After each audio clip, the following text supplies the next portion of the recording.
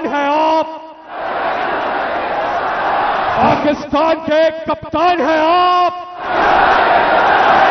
पाकिस्तान की पहचान है आप, पाकिस्तान के खान हैं आप, वज़ीर आज़म इमरान खान हैं आप।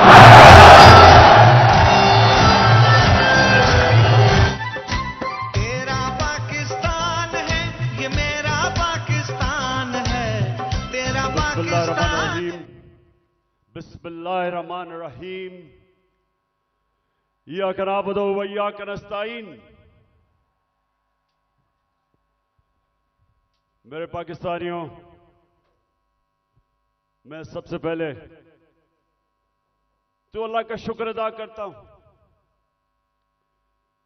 कि उसने आपके दिलों में डाला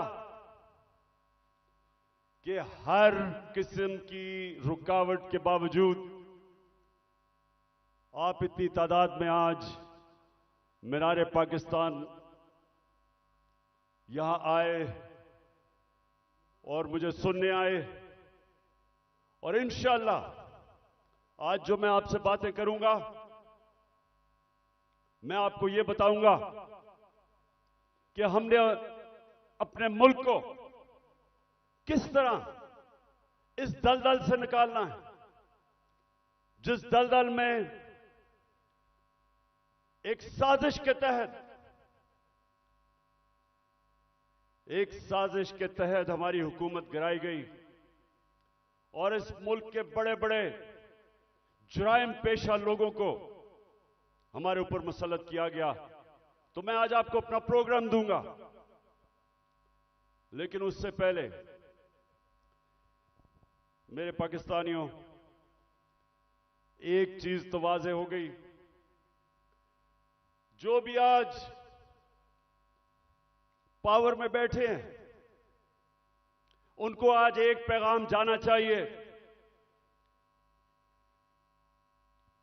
कि लोगों का जुनून रुकावटों से नहीं रुक सकता, कंटेनर्स नहीं रोक सकते।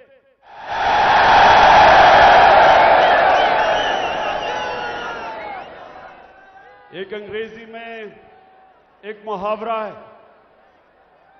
कि no force, no army can stop an idea whose time has कम।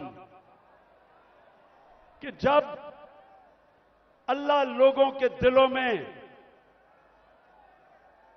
एक सोच डाल देता है तो कोई दुनिया की ताकत उसको रोक नहीं सकती। आप कंटेनर्स रखें, 2000 हमारे कारकुनों को आपने छापे मार के जेलों में डाल दिया, ये जलसा फेल करने के लिए। खौफ और हिरासा फैलाया हुआ, सारे रास्ते में कंटेनर्स रख दिए। लेकिन जब अल्लाह लोगों के दिलों में एक सोच डाल देता है,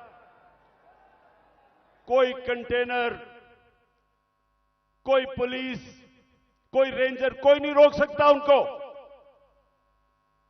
और ये कौम, मैं अल्लाह का खास शुक्र इसलिए भी अदा करता हूं कि मैं अल्लाह से दुआ करता था कि अल्लाह,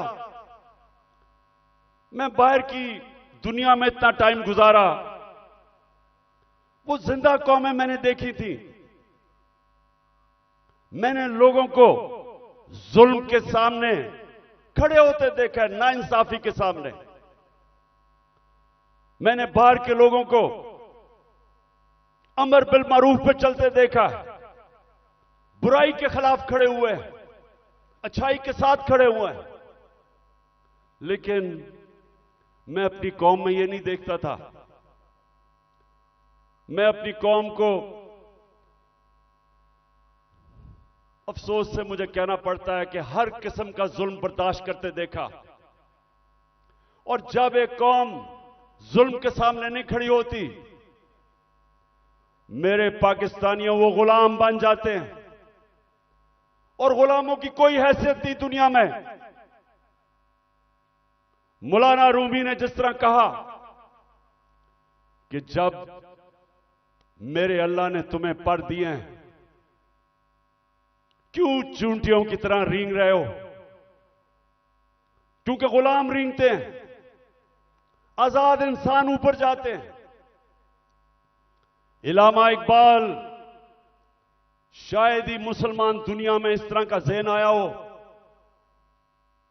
उनकी शायरी, उनका फलसफा, गौर से उसको अगर आप पढ़ेंगे तो एक बार बार पैगाम वो देते हैं। हिंदुस्तान के गुलामी के अंदर पिसे हुए मुसलमानों को जगा रहे थे। उनको, मुसलमानों को याद करा रहे थे कि एक वक्त तुमने दुनिया की इमामत की थी और आज तुम्हारी कोई हैसियत नहीं है। जगा रहे थे उनको। सारा वक्त मुसलमानों को समझा रहे थे कि सिर्फ आजाद इंसानों की हैसियत होती है। तो पाकिस्तानियों, हम जो 23 मार्च बनाते हैं, हम 14 अगस्त बनाते हैं, लेकिन क्या हमें समझ है कि आजादी के लिए क्यों दुनिया तरसती है? क्यों आजादी? कई गुलाम भी बड़े खुशहाल होते हैं। कई मुल्कों के ऊपर दूसरे मुल्कों ने कब्जा किया तो वहां इतनी गुर्बत भी नहीं हुई, वो मुल्क के बेहतर भी चल पड़े। हांगकांग, एक मैं मिसाल देता हूं, हांगकांग गुलामी के अंदर उनके माशी हालात तो अच्छे थे, लेकिन पाकिस्तानियों सुन लो, जब से अल्लाह ने दुनिया बनाई है, हमेशा इंसान आजादी चाहता है। वो क्यों चाहता है? क्योंकि सिर्फ आजाद इंसानों की परवाज है।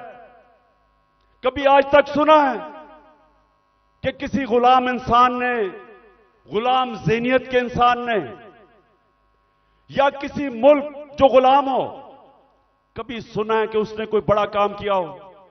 कभी सुना है कि दुनिया में उनकी कोई हैसियत हो? गुलाम अच्छे गुलाम रहते हैं। गुलामों की जिंदगी में जिल्लत है। अगर इंसान जिसको अल्लाह ने अशरफुल मखलूकात बनाया, सबसे अजीम मखलूक, तो अगर उसको अपने मुकाम की समझ नहीं है तो वो तो जानवर भी दुनिया में आते हैं, खाते पीते हैं, बच्चे पैदा करते हैं और मर जाते हैं। इंसान तो वो है जो अपना मुकाम समझता है। और इल्लामा इकबाल ने ये सोए हुए मुसलमानों को जगाने के लिए कुरान के अंदर से, आयतों के अंदर से उन्होंने शेर व शायरी की। बताया मुसलमानों को कि तुम्हारा मुकाम है कि तुम एक अजीम कौम थे, क्यों ऊपर गए और आज क्यों नीचे हो? तो पाकिस्तानियों, मैं जो आज आपसे खास, पहले तो अपना प्रोग्राम देने से पहले बात क्या करना चाहता हूं। देखें, हमारा जो कलमा है, ला इलाहा इल्लल्लाह, वो याद रखें। आप अल्लाह के सामने दावा कर रहे हैं कि मौला, तेरे सिवा हम किसी के सामने नहीं झुकते। ये बड़ा दावा है। आप अपनी आजादी का दावा कर रहे हैं।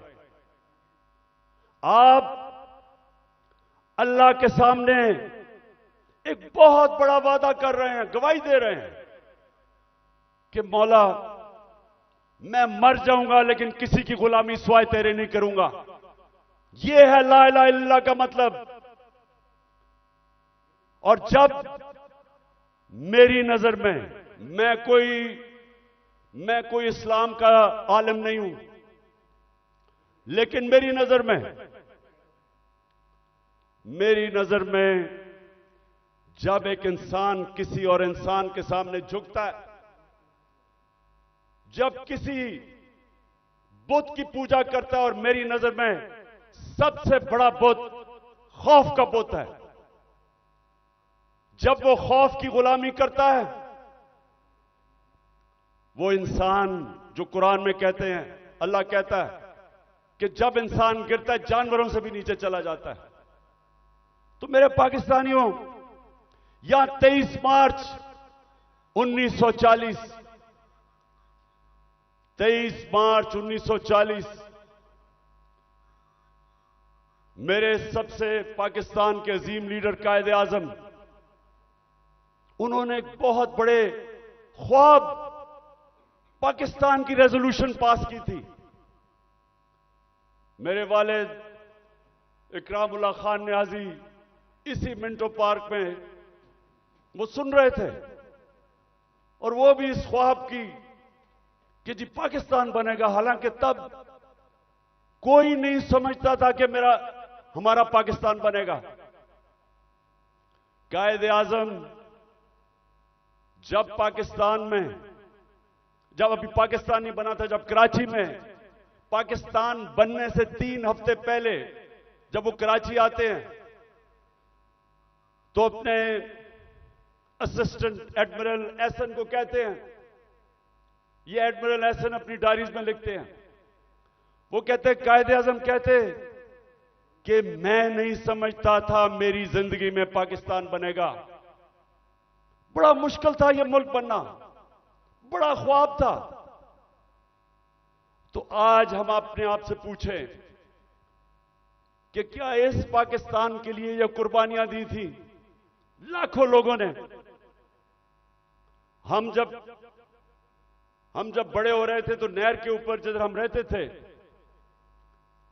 वहां मेरी वालदा बताती थी कि जब पार्टीशन हुई तो जो कत्लेआम हुई बॉर्डर के ऊपर, कहती वहां औरतें आई हुई होती थी, 10-15 औरतें इकट्ठी, आदमी कितने सारे आदमी कत्ल हो गए।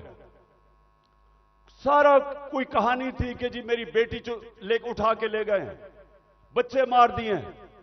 यानी ऐसी दर्दनाक कहानियां थी कि किस खून की कुर्बानी से यह मुल्क बना था। और वो सब आते थे कि जी एक ख्वाब लेके आए थे पाकिस्तान का। तो हमें आज मेरे पाकिस्तानियों पूछना चाहिए अपने से कि किधर हम गलत गए, क्या वजह है कि ये वो एक अजीम मुल्क नहीं बन सका। तो मैं आज आपको सबसे पहली बात ये बताता हूं, इसलिए नहीं बना कि हम कभी आजाद ही नहीं हुए। अंग्रेज तो चला गया, लेकिन जो हमारे मुल्क के ऊपर मुसल्लत हो गए लोग, उन्होंने तो कभी आजाद नहीं किया पाकिस्तान को। और आजादी होती क्या है? एक तो होती है कि हिंदुस्तान से अंग्रेज चला गया, हम आजाद हो गए, पाकिस्तान बन गया। लेकिन दूसरी आजादी, और ये मैं आज आपको पहले बात करूंगा और फिर अपना प्रोग्राम दूंगा, दूसरी आजादी क्या है, जो असल आजादी है। असल आजादी आपको इंसाफ देता है। एक कौम को असल आजादी तब मिलती है जिस कौम में कानून की हुक्मरानी होती है, जिधर इंसाफ होता है। और इंसाफ का क्या मतलब? कि जिधर ताकतवर और कमजोर कानून के सामने एक बराबर, जिधर कानून कमजोर आदमी को ताकतवर से तहफ्फुज देता है। जब एक माशरे के अंदर एक मुल्क का कानून एक कमजोर को ताकतवर से तहफ्फुज देता है, वो इंसानों को आजाद कर देता है। और वो ये आजाद इंसान मुल्क को उठा देते हैं। तो जो आजादी हमें रूल ऑफ लॉ से मिलनी चाहिए थी, कानून की हुक्मरानी से जो आजादी मिलनी चाहिए थी, वो नहीं मिली। क्यों नहीं मिली? पहले मार्शल लॉ लग गया। मार्शल लॉ का मतलब यह कि आपका आइन खत्म हो गया। जो ताकतवर है वो फैसला करेगा कि कौन सा कानून पे वो चलेगा और कौन से पे नहीं चलेगा। तो मार्शल लॉ लग गया। शुरू में जी लोगों ने बड़ा कहा कि हमारे मुल्क के हालात बड़े बुरे थे, सियासतदान तो काम के नहीं थे। तो चले जी ठीक है, मार्शल लॉ लग गया, हमें खतरा था हिंदुस्तान से। उसके बाद जैसे ही पॉलिटिक्स वापस शुरू हुई, हमारी बदकिस्मती यह कि जो हमारे डेमोक्रेट्स आए, उन्होंने भी कभी कानून की हुक्मरानी नहीं की, वो खुद अपने आप को कानून के ऊपर कर दिया। जब मार्शल लॉ आता था, कानून खत्म, आइन खत्म। लेकिन जब हमारे लोग जो डेमोक्रेट्स अपने आप को कहते थे, उन्होंने भी कानून को नहीं चलने दिया, अपने लिए एनआरओ ले लिया, बाकियों को चोरों को बेशक पकड़ो लेकिन हम कानून से ऊपर है। तो जब कानून की हुक्मरानी नहीं आई पाकिस्तान में, लोग तो आजाद नहीं हुए। तो यहां जंगल का कानून रहा है, जो ताकतवर है वो जो मर्जी कमजोर के खिलाफ करे, वो कमजोर बेचारा बेबस है, क्योंकि मुल्क का कानून उसकी हिफाजत ही नहीं करता, और इसलिए लोग गुलाम रहते हैं। आज आप अपने पाकिस्तानी जो यहां से गए हैं बरतानिया, जो यूरोप गए हैं, जो पाकिस्तानी मुल्क से बाहर गए हैं, उन मुल्कों में जिधर हकीकी जमहूरियत है और हकीकी आजादी है, पूछे उनसे कि क्या उनके मुल्क में कब्जा ग्रुप होता है? कब्जा ग्रुप वो होता है जो ताकतवर कमजोर की जमीन पे कब्जा करता है और कानून बेबस होता है। जिस मुल्क के अंदर ताकतवर कमजोर के ऊपर जुल्म कर सके, उनको बनाना रिपब्लिक्स कहते हैं। और जो मुल्क खुशहाल हैं, जिधर हम कोशिश करते हैं यहां से लोग वीजा लेके जाने के लिए, वहां क्या फर्क है? उधर एक लफ्ज इस्तेमाल आजकल हो रहा है, level playing field. Level playing field का मतलब यह नहीं है कि इमरान खान के हाथ पीछे बांध लो और दूसरे को सारा इंतजामिया सारी उसकी मदद करे और तब इलेक्शन लड़ाओ। लेवल प्लेइंग फील्ड का मतलब होता है कि कमजोर और ताकतवर कानून के सामने बराबर। इसलिए वो माशरे खुशहाल हैं। हमारा मसला क्या है? हमारा मसला यह है कि हमारी बदकिस्मती है। बेचारे गांव के अंदर जाओ, आदमी थाना कचहरी पटवारी वो ठोकरें खाता फिरता है। इंग्लैंड के अंदर, यूरोप में क्यों नहीं थाना कचहरी पटवारी? वहां क्यों नहीं है? क्योंकि इंसाफ है।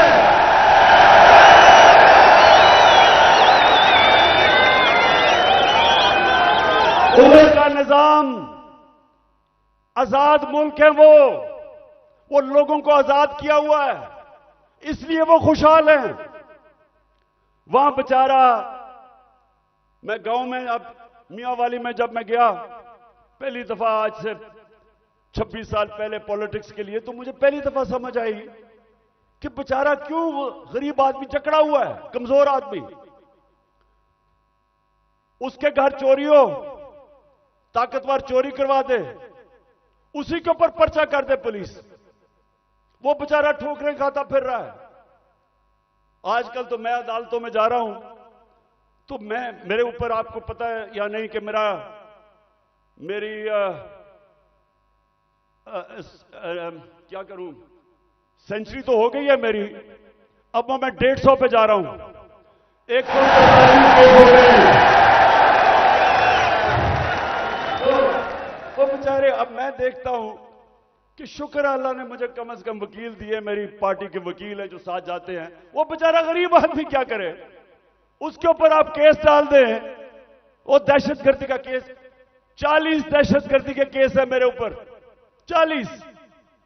तो सोचे वो बेचारा गरीब आदमी, उसका मुखालिफ हो, उसकी जमीन पे कब्जा करना हो, कुछ भी हो, उसके ऊपर केस डाल दे, वो सारी जिंदगी बेचारा तबाह हो जाता है।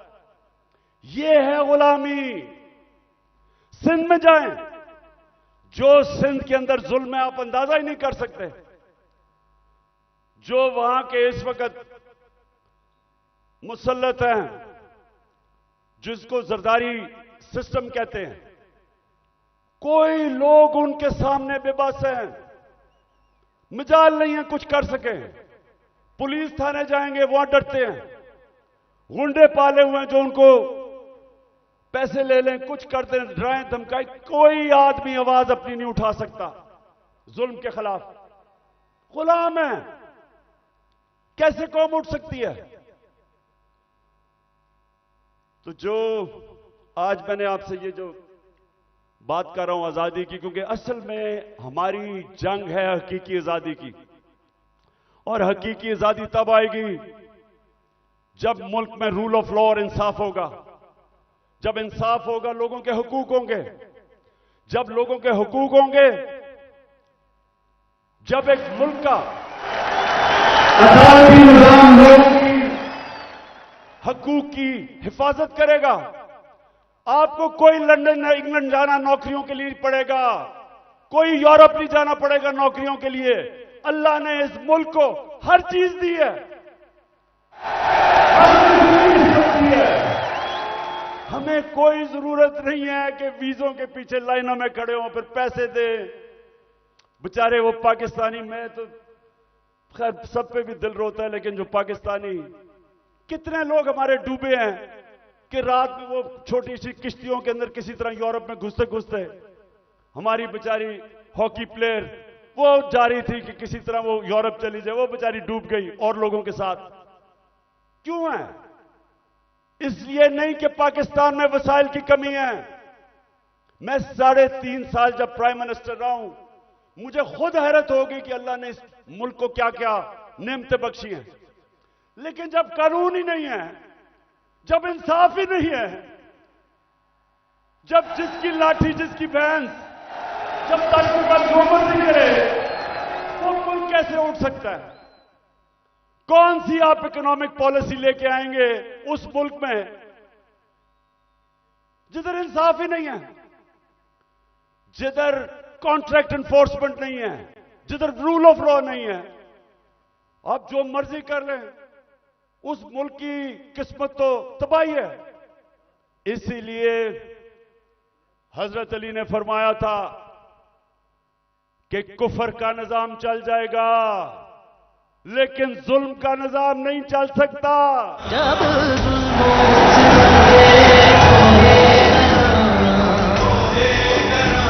रुई की तरह उड़ जाएंगे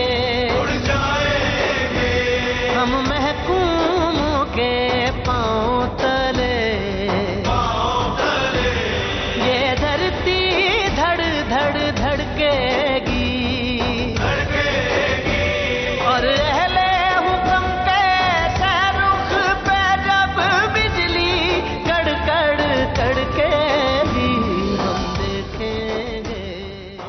अच्छा मेरे पाकिस्तानियों, मैं एक तारीख का तालिब इल्म हूं। मैंने शुरू में जैसे मैं प्राइम मिनिस्टर बना, मैंने अपनी कौम को समझाने की कोशिश की कि मेरा जो अल्लाह है,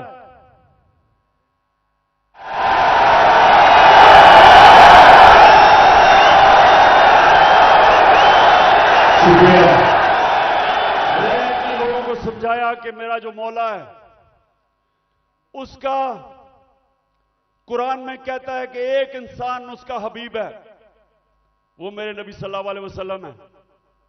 और वो कुरान में हमें हुक्म करता है अल्लाह कि उनकी जिंदगी से सीखो। क्यों करता है? क्योंकि दुनिया की तारीख में कभी कोई इंसान को इतनी कामयाबी नहीं मिली, दुनिया की तारीख में कोई इतना बड़ा लीडर नहीं आया जो मेरे नबी सल्लल्लाहु अलैहि वसल्लम, उनके करीब कोई नहीं आया और ना आ सकता है, चाहे आप मुसलमान हैं या नहीं। किसी इंसान ने वो अचीव नहीं किया। तो जब अल्लाह का हुक्म है कि उनकी जिंदगी से सीखो, तो उनकी जिंदगी एक तो उनके अमाल है, लेकिन मदीना की रियासत उनकी सुन्नत है। और अल्लाह जब हमें हुक्म देता है कि वो जो रियासत बनाई थी मदीना की दुनिया की इमामत की उन लोगों ने वो क्या चीज थी, वो क्या असूलों के ऊपर वो खड़ा किया था मदीना की रियासत, कि वो अरब जिनकी कोई हैसियत नहीं थी। ये जरा जो आप में से तारीख जानते हैं जरा ये याद रखें, मैं बार बार लोगों को समझाता हूं कि 625 जंगे बदर, 625 जंगे बदर 313 लड़ने वाले थे। ये जरा गौर करें, ये तारीख का हिस्सा है। ये जो वर्ल्ड हिस्ट्री है उसके अंदर ये डॉक्यूमेंटेड है। 636 11 साल पहले मदीना में 313 और उसके बाद 2 जंगों में खंदक और ओहद के अंदर बाल बाल उमा बची, बाल बाल बचे मुसलमान। लेकिन 636 जो वो उस वक्त की दुनिया की सुपर पावर थी, रोमन एम्पायर, बेजेंटाइन एम्पायर, वो 636 में यारमुक की जंग में घुटने टेक देता है, सिर्फ 11 साल के बाद। ये तारीख है। और दूसरी सुपर पावर जो पर्शियन एम्पायर था, वो 637 में कुदसिया में घुटने टेक देता है। तो मैं आज अभी भी हैरत होती है कि क्यों नहीं हम सीख रहे कि वो क्या असूल थे कि उन्होंने उन अरबों की हैसियत नहीं थी, 2 सुपर पावर थी, उन्होंने दुनिया की इमामत की। सबसे पहले मदीना की रियासत में उन्होंने जो असूल खड़ा किया था, अदल और इंसाफ, उन्होंने लोगों को इंसाफ देकर आजाद किया था, गुलामी से आजाद किया था।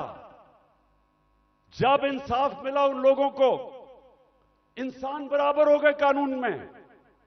हजरत अली रजी अल्लाह ताला खलीफा वक्त एक यहूदी से काजी केस उनके खिलाफ फैसला कर देता है कि बेटे की गवाही नहीं मानता।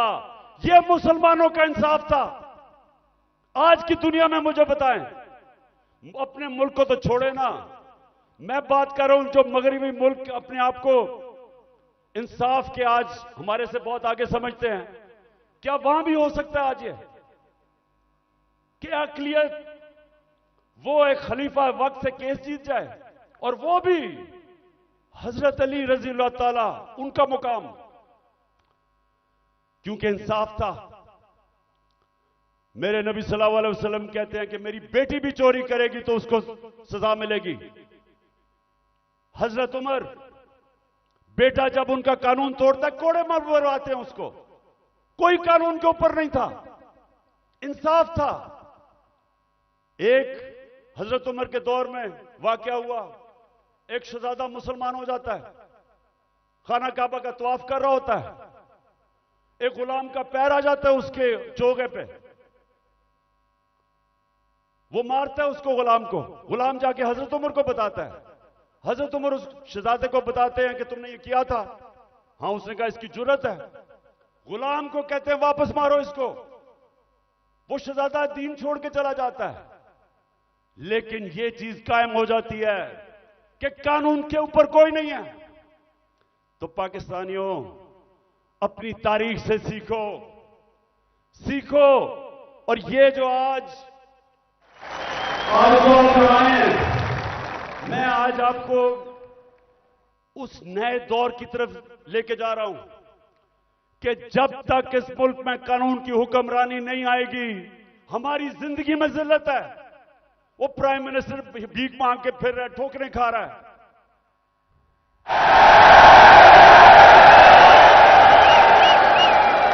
अब तो खैर जनरल बाजवा का बयान आ गया है कि 40 मिनट में इसको बुरा भला कहता था, चुप करके शहबाज शरीफ मेरी बात सुनता था।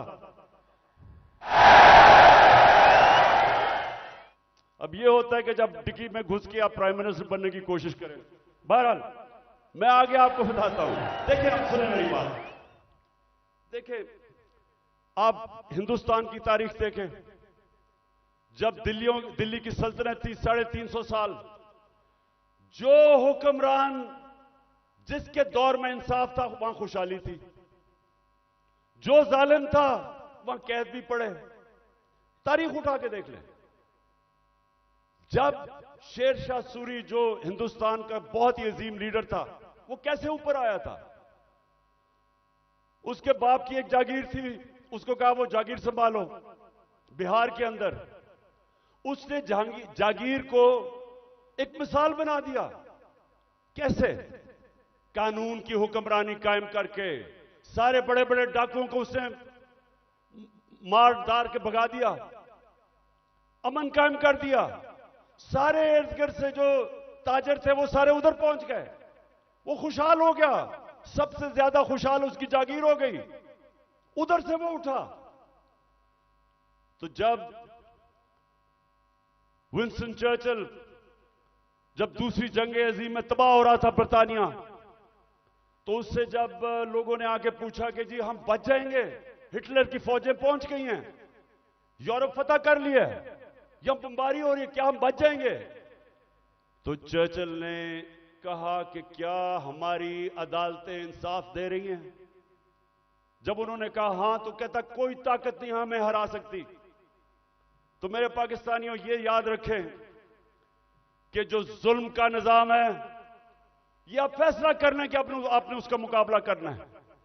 तो मैं अब आपको बताना चाहता हूं कि ये जो जुल्म का निजाम मौजूदा पाकिस्तान में वो है क्या।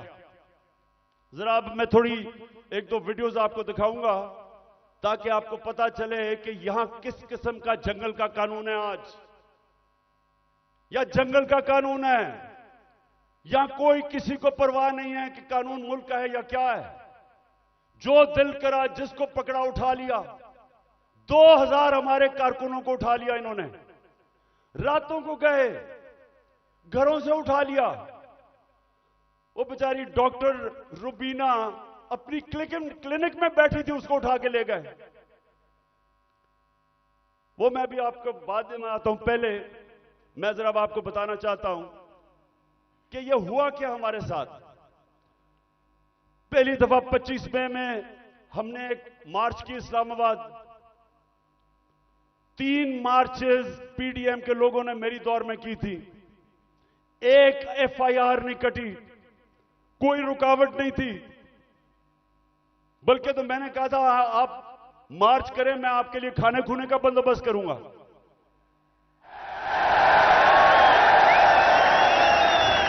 और मुझे बेचारे बिलावल पे बड़ा अफसोस था, वो मुझे डर था रोई ना पड़े, तो मैंने कहा मैं तुम्हारे लिए खाने का बंदोबस्त कर दूंगा।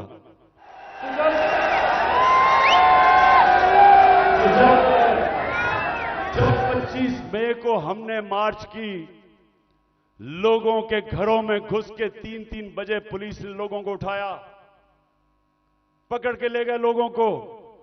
वो हमने जो कभी तस्वर नहीं किया पाकिस्तान में होगा।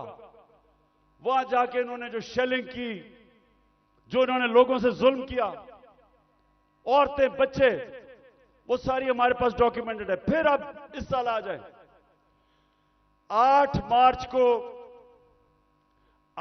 मार्च को हमने परमिशन लेके अपनी इलेक्शन की रैली शुरू की। जमान पार्क से शुरू करनी थी। जरा ये अब गौर से सुने हुआ क्या।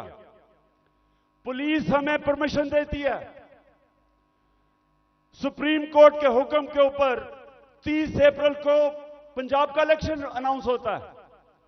हम अपने इलेक्शन की रैली का आगाज करते हैं। सुबह को एकदम मुझे खबरें आती हैं कि जनाब पुलिस टीयर गैस शेल लेके तैयारी करके वो सारी जगह उन्होंने नाके लगा दिए। हमें परमिशन मिली हुई थी, इलेक्शन अनाउंस हो गया है। उसके बाद खबरें आती हैं कि जी वो पुलिस ने जिधर जिधर रैलीज आ रही थी उनके ऊपर अटैक कर दिया, टीयर गैस कर दी, लाठीचार्ज कर दिया। मुझे समझना है कि ये हुआ क्या है। उसके बाद आहिस्ता आहिस्ता जब मुझे घर में खबरें आई, मैं समझ गया। इश्तिहार डालना इश्तिहार कर हमारे लोगों को उसमें डालना चाहते थे। मैंने रैली खत्म कर दी। मुझे डर था कि ये तसादम चाहते हैं, क्योंकि इलेक्शन नहीं चाहते। जो इलेक्शन चाहता है वो तसादम वो फसाद तो नहीं जाएगा। इलेक्शन जो नहीं चाहते, जो डरे हुए हैं, जो भाग रहे हैं, वो उनकी कोशिश थी कि किसी तरह फसाद हो और इलेक्शन आगे चले। मैं कैंसिल कर देता हूं, अगले दिन फिर अनाउंस करते हैं, फिर इजाजत नहीं देते, फिर कैंसिल कर देते हैं। लेकिन जो वो 8 मार्च को हुआ, मैं ये चाहता हूं कि जरा ये आप वीडियो देखें कि एक पुरअमन रैली जिसकी इजाजत है उससे हुआ क्या, ये जरा देखें पहले। इन्होंने कुछ मिलाया पर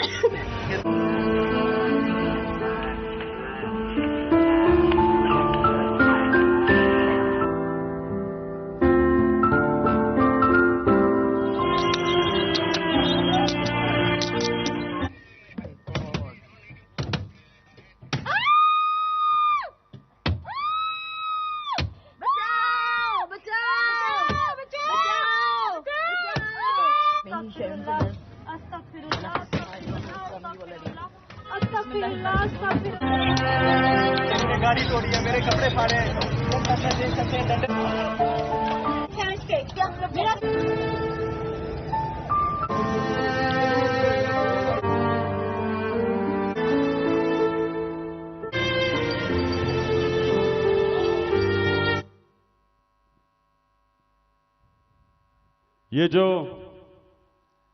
ये जो आपने देखा, ये आराम से रैली में लोग जा रहे हैं और उनके ऊपर ये पुलिस का तशद्दुद होता है। लेकिन जो सबसे तकलीफदेह चीज है, मैं वो चाहता हूं आप देखें।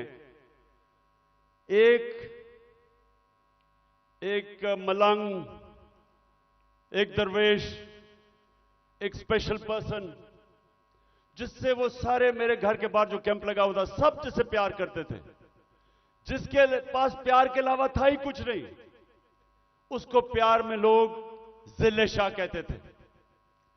अब जरा एक वीडियो देखें जिले शाह की, ताकि आपको समझ आए कि वो किस तरह का इंसान था। और मैं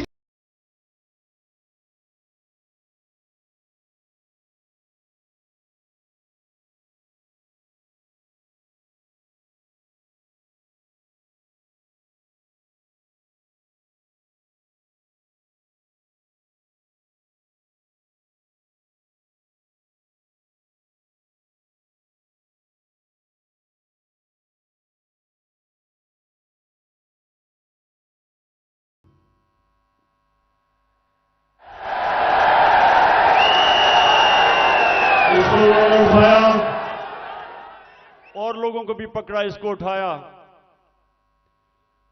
और मेरे ख्याल में इन दरिंदों को समझ नहीं आई कि वो स्पेशल चाइल्ड है।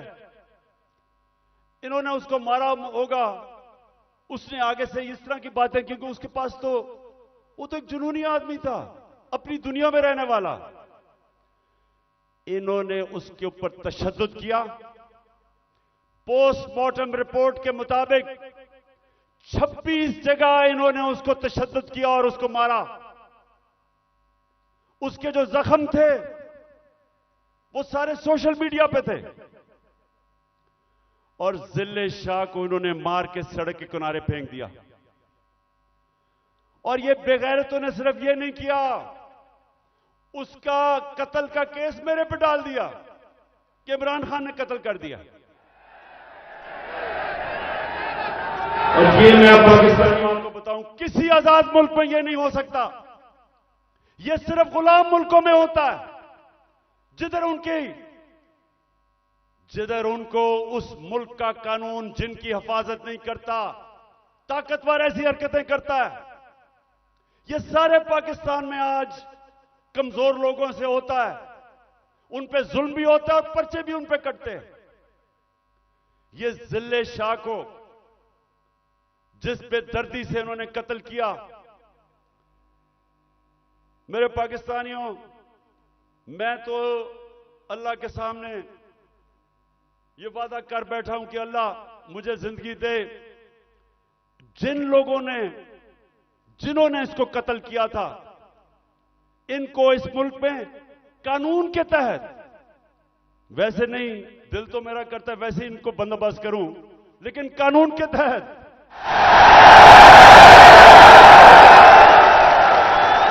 इससे ज्यादा लोग नहीं हो सकते। ये इंसान नहीं है, ये दरिंदे भी नहीं हैं। ये कैसा, ये इनके जो ज़हन है, ये बीमार लोग हैं। और इन्होंने उसके बाद मेरे पे कत्ल का केस किया। उसके बाद 3 दिन के बाद इनको अकल आई, फिर कहते एक्सीडेंट में मर गया। उसके बाद क्या हुआ, आप जरा आगे सुने। उस दिन यह हुआ 14 मार्च मेरे घर एक वारंट लेके आ गया।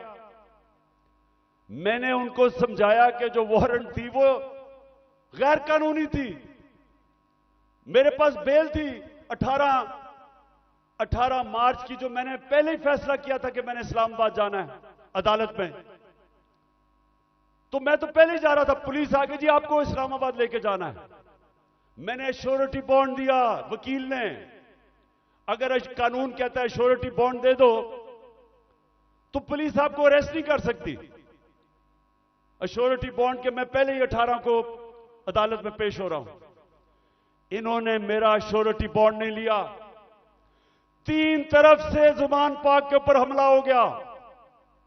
रेंजर्स, पुलिस, 3 तरफ से हमला। जिस तरह पता नहीं इमरान खान को कितना बड़ा दहशतगर्द था। सारा टीयर गैस शेलिंग इन्होंने वो चलाई, वो वाटर कैनन जिसके अंदर केमिकल था। फिर इन्होंने बंदूकें चलाई, पैलेट गन चलाई। मैं सिर्फ ये अब आपको दूं जो उस दिन हमारे साथ हुआ। मुझे पहली दफा पता चला पाकिस्तानियों कि फलस्तीन के लोगों के ऊपर इस्राइल क्या करता है, कि कश्मीर के लोगों के ऊपर हिंदुस्तान क्या करता है। मुझे ऐसे एहसास हुआ कि क्या जुल्म हो सकता है अगर आपकी रियासत आपके ऊपर हमला कर दे। हुआ जिस तरह इन्होंने अटैक किया और हमारे ऊपर पर्चे काट दिए। पानी फेंका गया है।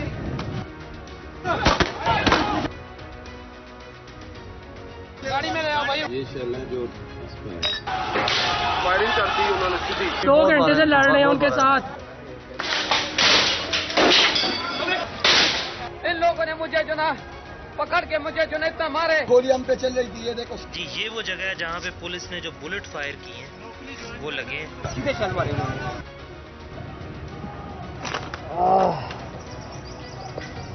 ये इन्होंने शेलिंग शुरू कर दिया।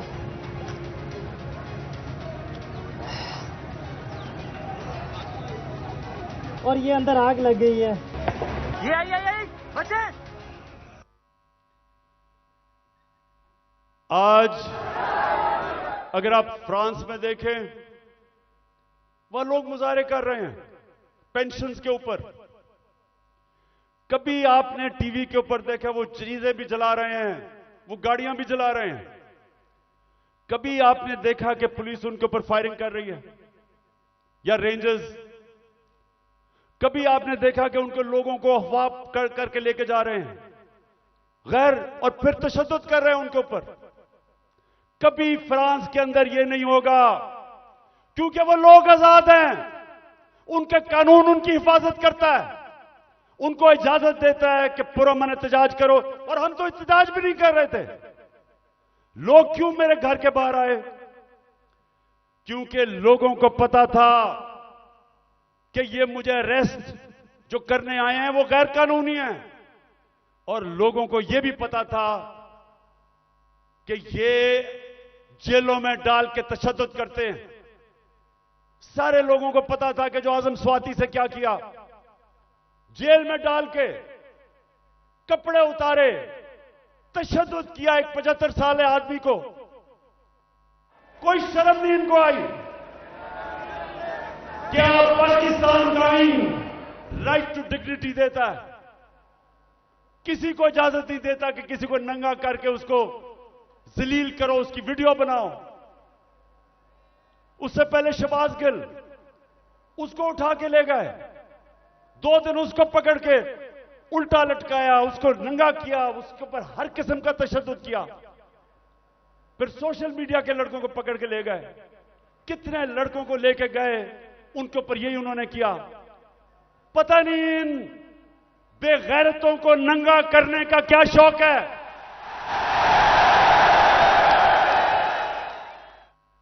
जो ये कर रहे हैं इनको साइकाट्रिस्ट के पास लेके जाएं। ये नॉर्मल लोग नहीं हैं,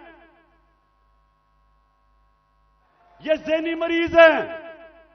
बच्चों को जाकर नंगा करके उनकी तस्वीरें उनको डरा धमका देते हैं। और लोगों को सब जो मेरे घर के बाहर क्यों लोग आए?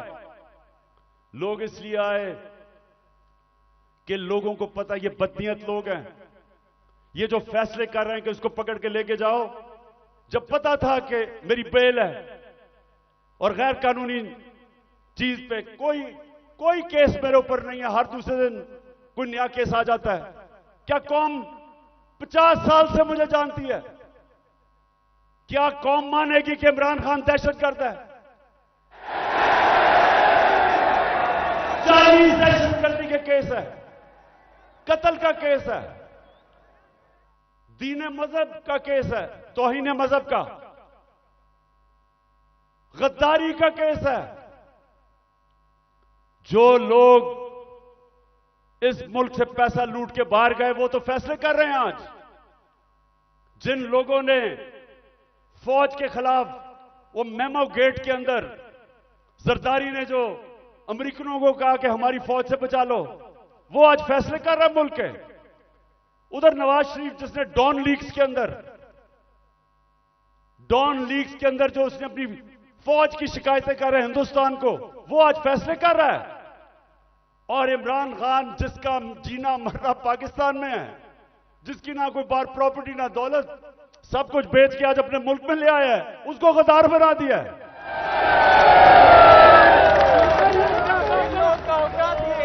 तो लोगों ने, और मैं आपको एक और वाकया बताऊं, इतनी 26 घंटे मेरे घर के ऊपर हमले हुए, आखिर में इतनी टेयर गैसिंग की, रेंजर्स आ गए, 72 बंद गाड़ी ले आए मेरे घर के बाहर, आर्मड कार, कि पता नहीं कलभूषण से भी ज्यादा बड़ा कोई गद्दार बैठा हुआ है वहां। तो आखिर में लड़के थक गए, वो सारे डरे हुए थे कि इनकी नीयत ही नहीं ठीक। पहले इन्हीं लोगों ने तो पहले मुझे कत्ल करने की कोशिश की है, अब यही लोग अब मुझे जेल में लेके जाएंगे, सब डरे हुए थे। तो मैंने जब सुबह आखिर में इन्होंने एक इतनी बड़ी वारदात की जो आर्मर्ड कार के साथ आ गए, तो मैंने उनको सबको कहा, 50 लड़के रह गए थे, मैंने उनका देखो बात सुनो, मैं यहां खून नहीं चाहता, तो मैं अपना बैग पैक किया हुआ था, मैं क्या मैं जा रहा हूं, मैं अपने आप को हिरासत में देने लगा हूं क्योंकि मैं नहीं चाहता आपका किसी का खून हो। वो सामने लेट गए, उन्होंने कहा हमने नहीं जाने देना कि ये आपको मार देंगे। और जो इन्होंने किया है, हमारे लोगों को जिस तरह उठा के तशद्दुद किया है, वो ठीक कह रहे हैं। ये जो आज पाकिस्तान में हो रहा है ये तो कभी हुआ ही नहीं है। 2000 लोग हमारे उठाए हैं इन्होंने, और कैसे लोग उठाए, अजहर मशवानी, सोशल मीडिया का बेचारा नौजवान, उसको पता ही नहीं कि किधर उठा के ले गए। उसके मां बाप की मुझे मैसेजेस आ रही हैं कि जी वो मेरा बेटा किधर गया, उसकी बहनें कर रही हैं, भाई आए हैं।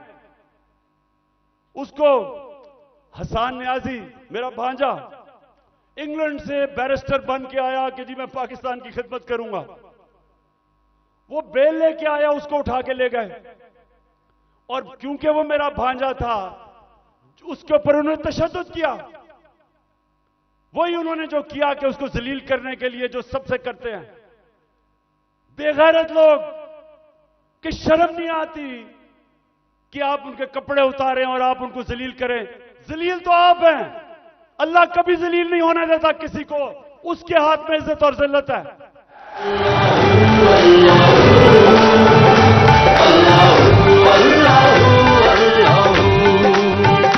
ये ज़मीं जब न थी, ये जहां जब न था, ये ज़मीं जब न थी, ये जहां जब न था, ये ज़मीं जब न न थी ये जहां जब न था, ये ज़मीं जब न थी ये जहां जब न था, चांद सूरज न। इसके अलावा सहाफियों जो इमरान खान की कवरेज देता है, पहले इन्होंने वो अशरफ शरीफ, मैं तो उसको सलाम करता हूं कि पाकिस्तान की तारीख में इस पाए का जर्नलिस्ट, इन्वेस्टिगेटिव जर्नलिस्ट आया ही नहीं कभी।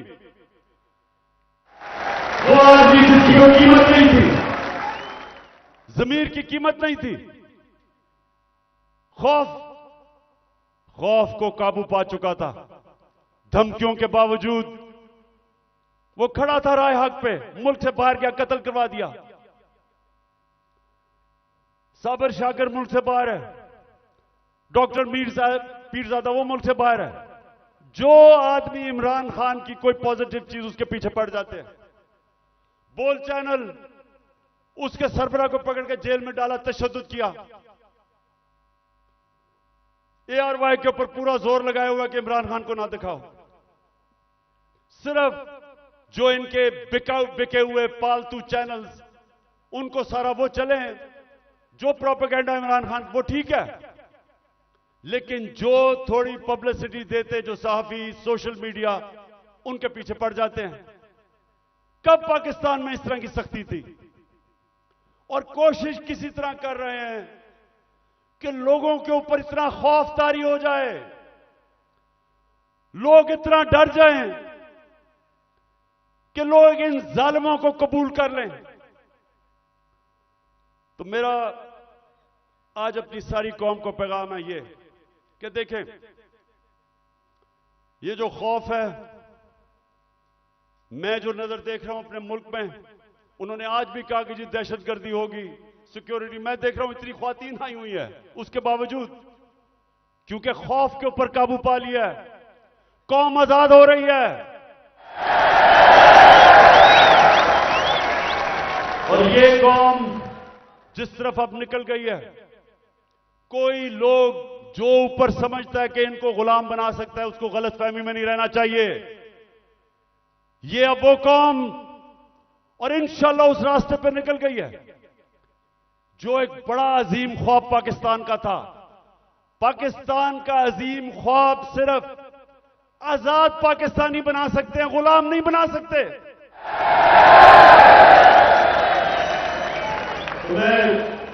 पहले तो मैं और भी बता दूं कि मुझे इतना अफसोस है जिस तरह के लोगों को पकड़ा।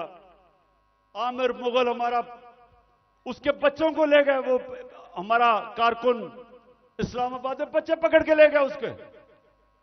ये कब हुआ? और सिर्फ सारों को डरा धमका रहे हैं। इनका ख्याल था कि आज कोई आएगा ही नहीं मीनारे पाकिस्तान में, कि डर इतना हो गया, लोगों को डर हो गया है। अच्छा जी, मैं अब दूसरी चीज पे आता हूं।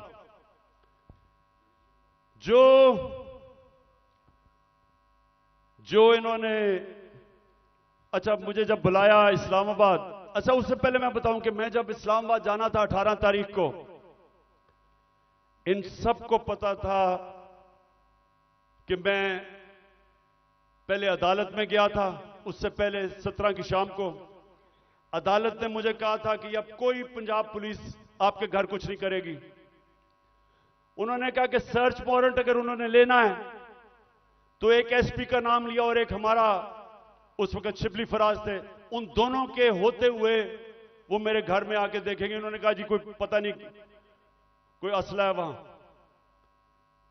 मैं जाता हूं इस्लामाबाद, जब इस्लामाबाद के टोल प्लाजा पे पहुंचता हूं तो पता चलता है कि मेरे घर के ऊपर दरवाजा तोड़ के कोई 50 पुलिस वाले घुस जाते हैं।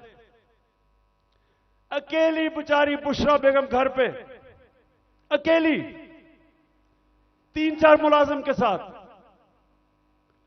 और वो घर पे घुसते हैं, सारे घर के ऊपर छतों पे घर को जो चीज आती है लूट लेते हैं।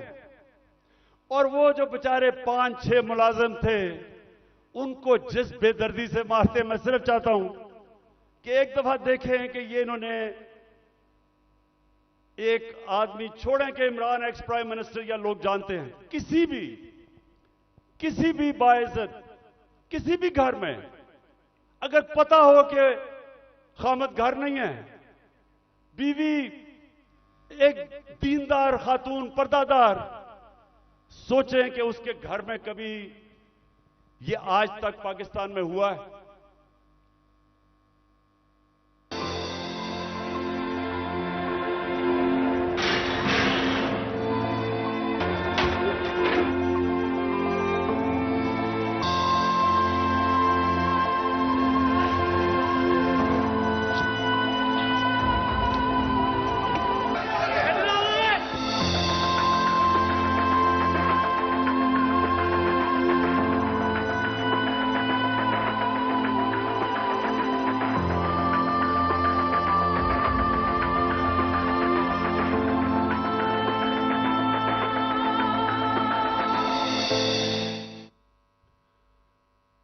मैं वो सारे जो ऑफिसर्स इस मुल्क में, हमारे जजेस साहिबान, पुलिस के ऑफिसर्स, फौज के ऑफिसर्स,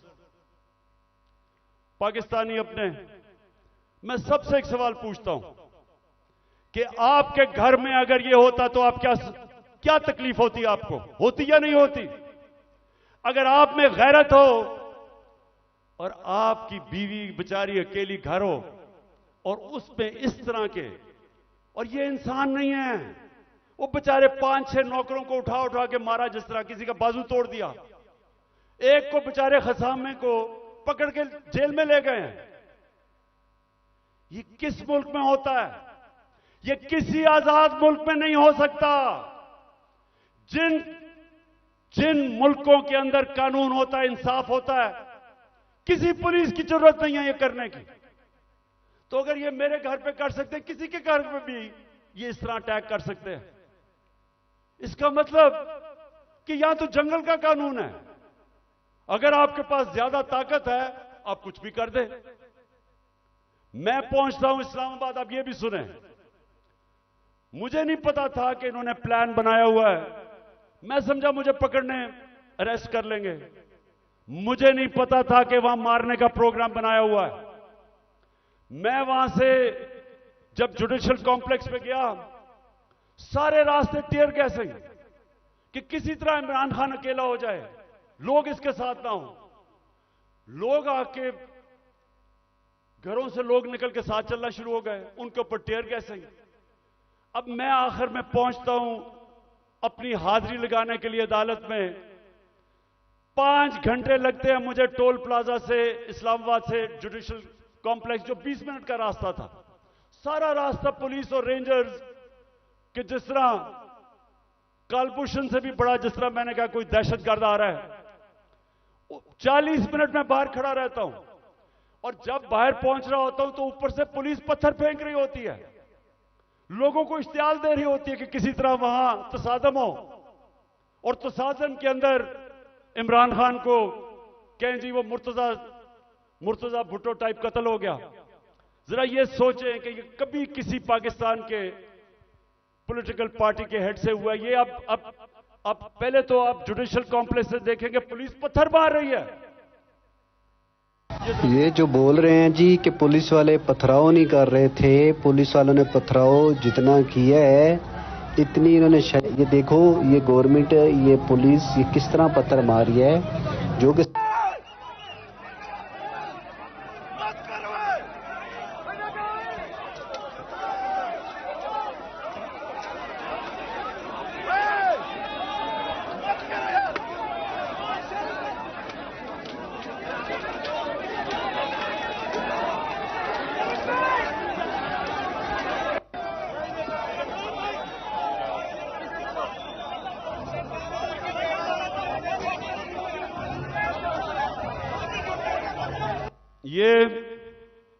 अब ये पहले पथराव कर रहे हैं, नीचे लोगों को इन्होंने इश्तियाल में डाला, और फिर मैं जब गाड़ी दरवाजा खोलता हूं तो सामने, आपके सामने, वो गाड़ी के सामने पुलिस देखे और वो मारना शुरू कर देती है।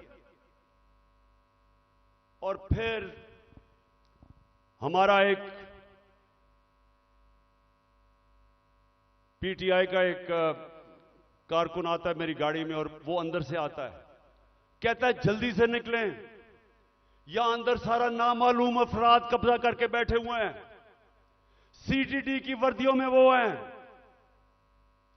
और उनका कोई और, उनके अज़ाइम कुछ और हैं और अल्लाह बचाने वाला है कि हम बिल्कुल ठीक टाइम पे वहां से निकलते हैं। जब निकलते हैं तो आईजी इस्लामाबाद पुलिस वालों को गालियां निकालते, तुमने निकलने क्यों दिया। यह हो रहा है आज मेरे साथ। वापस आता हूं, पता चलता है जी एक और ऑपरेशन की तैयारी हो गई है। 1000 रेंजर तैयार बैठे हुए हैं क्योंकि पुलिस अब झिझक रही है ज़मान पाक पे अटैक करने के लिए, तो 1000 रेंजर तैयार किए हुए हैं ज़मान पाक को फतह करने के लिए।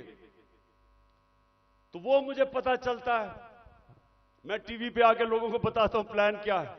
प्लान तो मुझे अंदर से पता चलता है। जिस तरह जब मुझे कत्ल करने लगे थे तो मैंने 1.5 महीना पहले सारी कौम को बताया था कि इन्हें दीनी इंतहा पसंद के नाम पे वारदात करनी है और वही हुआ। तो फिर मुझे तो अंदर से इंफॉर्मेशन थी कि इन्होंने क्या करना था। तो बहरहाल अब मैं आगे चलता हूं। जो 30 अप्रैल का इलेक्शन उन्होंने डिले किया,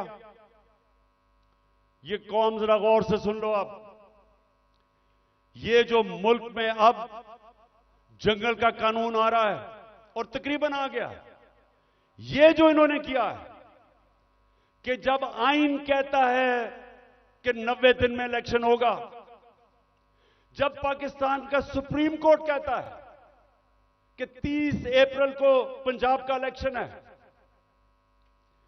तो किस मुंह से इलेक्शन कमीशन ने कहा कि जी अक्टूबर में इलेक्शन होगा। हमारे पास जी कहते पैसे नहीं है। तो मुझे यह इलेक्शन कमीशन मुझे यह बताए कि मुल्क का तो तुमने वैसी दिवालियां निकलता जा रहा है, तो अक्टूबर में किधर से पैसे आएंगे। तो इसका मतलब तो इलेक्शन होंगे नहीं। कभी इस तरह का सुना है किसी महज़ब माशरे में कि आइन कह रहा है कि इलेक्शन होंगे और यह कहते पैसे नहीं है जी इसलिए इलेक्शन नहीं। झूठ बोला कि जी आईएमएफ कह रहा है। आईएमएफ ने तस्दीक की कि हम नहीं कह रहे। तो कोशिश क्या है इनकी, इलेक्शन से भागो। अगर आइन तोड़ना पड़ता तो तोड़ो। किसी तरह इमरान खान इलेक्शन के में जीत के इक्तदार में ना आ जाए, बस ये 1 पॉइंट एजेंडा है। उसके लिए हम अदालत में जा चुके हैं और मैं आज सारे पाकिस्तान की लीगल कम्युनिटी को यहां से अपील कर रहा हूं कि ये वो वक्त आ गया है कि आज आपने स्टैंड ना लिया, अगर आज आप आइन के साथ ना खड़े हुए तो उसके बाद मुल्क में कानून खत्म। जो ताकतवर चाहेगा वही कानून होगा। जब वो फैसला करेगा कि इलेक्शन है तो तभी इलेक्शन होगा। तो पाकिस्तानियों, हमने सबने पाकिस्तान के सुप्रीम कोर्ट के साथ खड़ा होना है। हमने पाकिस्तान के आइन के साथ खड़े होना है। मुझे सारे हाथ खड़ा करके बताएं कि आप खड़े होंगे पाकिस्तान की आइन के साथ, सुप्रीम कोर्ट के साथ।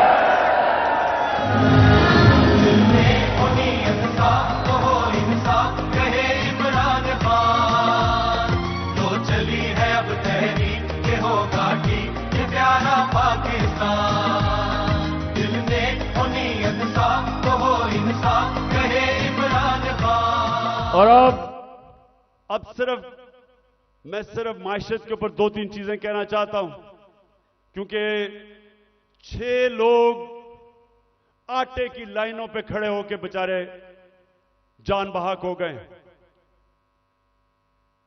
मैं सबसे पहले सवाल पूछता हूं कि अगर आपने आटा बांटना है तो क्या यह तरीका है कि इस तरह लोगों को जलील खड़ा करके जिल्लत देके कभी इस तरह भी आटा बांटा जाता है? हमने अपने एहसास प्रोग्राम में 14,000 रुपया जो स्टाइपेंड दिया था गरीब लोगों को, स्कूलों के अंदर बुलाया, मुहज़्ज़ब तरीके से बिठाया, उनको आराम से इज्जत से पैसे दिए, इस तरह जलील नहीं किया।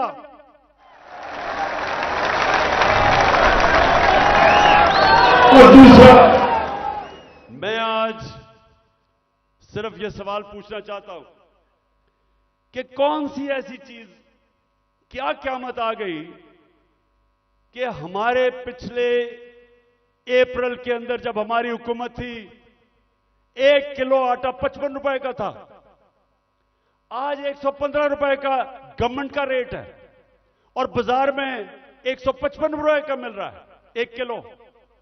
क्या हुआ? कौन सी क़यामत आ गई कि 3 गुना ज्यादा आटा बढ़ गया?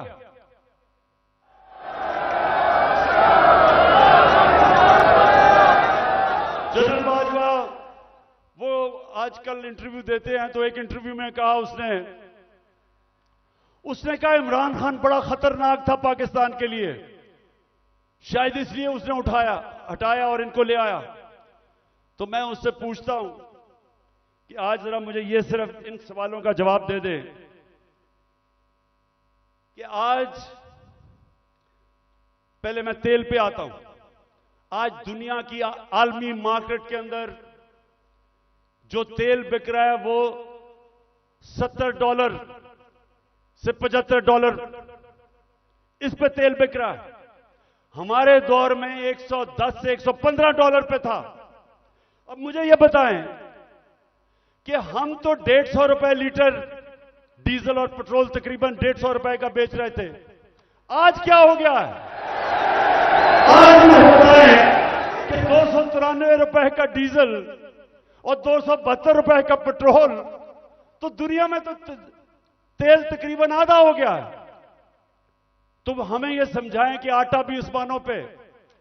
आज जो पाकिस्तान की जो हर हफ्ते वीक ऑन वीक जो कहते हैं एसपीआई जो महंगाई है वो 47% पे पहुंच गई है। सारे पाकिस्तान के महंगाई के रिकॉर्ड टूट गए। हिंदुस्तान, जब हमारी हुकूमत थी तो हिंदुस्तान में महंगाई 5.5% थी, पाकिस्तान में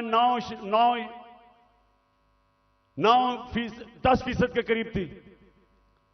तो आज ये बताएं कि हिंदुस्तान में तो महंगाई गई है 6.5% और पाकिस्तान में पहुंच गई है 31%।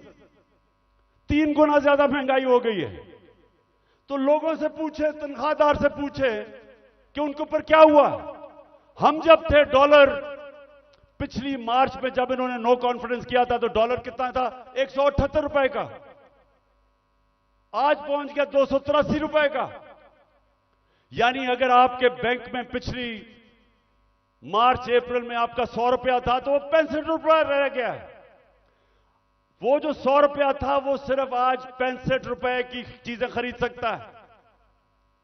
तो मैं बाजवा से पूछता हूं कि मैं तो बड़ा खतरनाक था, तो ये बताएं कि ये किसको ऊपर बैठा दिया है कि पाकिस्तान घुटनों पे पहुंच गया है।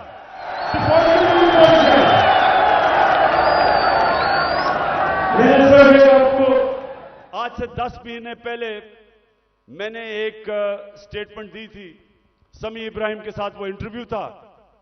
तो ये जरा छोटा सा क्लिप ये देख ले। ये आज से 10 महीने पहले था। तो इन्होंने असेंबली में कहा कि इमरान खान को गद्दार डिक्लेयर कर दो। मेरे ऊपर उन्होंने पार्लियामेंट में कहा कि रेजोल्यूशन पास करो गद्दारी की। उधर क्लिप सुन ले 10 महीने पहले यह क्या था। मैं आपको सीक्वेंस बता देता हूं ना। ये जब से आए हैं रुपया गिर रहा है, स्टॉक मार्केट, चीजें महंगी, डिफॉल्ट की तरफ जा रहा है पाकिस्तान। अगर हम डिफॉल्ट कर जाते हैं इसका मतलब पाकिस्तान बैंकरप्सी की जाता। सबसे बड़ा इदारा कौन सा है जो हिट होगा? पाकिस्तानी फौज। जब फौज हिट होगी तो जो उसके बाद हमारे से कंसेशन क्या ली जाएगी जो यूक्रेन से उन्होंने ली थी डीन्यूक्लियराइज करने की। सबसे बड़ा तो मसला उनको, हमारी वाहिद मुसलमान मुल्क है जिसके पास न्यूक्लियर डिटरेंट है। जब वो चला गया फिर क्या होगा? मैं आपको आज कहता हूं पाकिस्तान के 3 हिस्से होंगे जो कि आप आम इनके थिंक टैंक्स, हिंदुस्तान के थिंक टैंक्स में देख लें, बाहर जो सारे बलूचिस्तान को अलहदा करने के प्लान हैं, इनके प्लान बने हुए हैं। तो इस वक्त अगर सही फैसले नहीं किए जाएंगे, मुल्क खुदकुशी करने पे जा रहा है। मैं इसलिए जोर लगा रहा हूं। 10 महीने पहले यह कहा था, आज खुद इनका डिफेंस मिनिस्टर कह रहा है कि हमारा दिवालिया निकल गया है। इसहाक डार सेनेट के अंदर कहता है कि हमें आईएमएफ कह रही है कि जो हमारा लॉन्ग रेंज मिसाइल प्रोग्राम है उसको रोको। आईएमएफ ने कहा, हमने नहीं कहा। तो मेरे पाकिस्तानियों, आज गौर से सुन लें, जब एक कौम माशी तौर पे जब वो गिरती है, तो जैसे ही वो गिरती है उसकी नेशनल सिक्योरिटी मुतासिर होती है। जब सोवियत यूनियन दुनिया की दूसरी बड़ी ताकत, सबसे बड़ी फौज, लेकिन जब माशी तौर पे वो गिरा तो वो टूट गया। हम भी आज उधर खड़े हैं।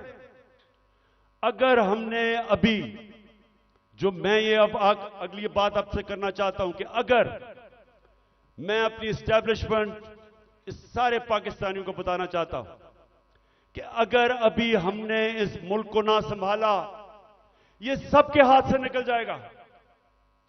मैं आज अभी आपको अपना प्रोग्राम देने लगा हूं 10 पॉइंट का कि मैं आगे कैसे हमने मुल्क को निकालना है। तो मैं उससे पहले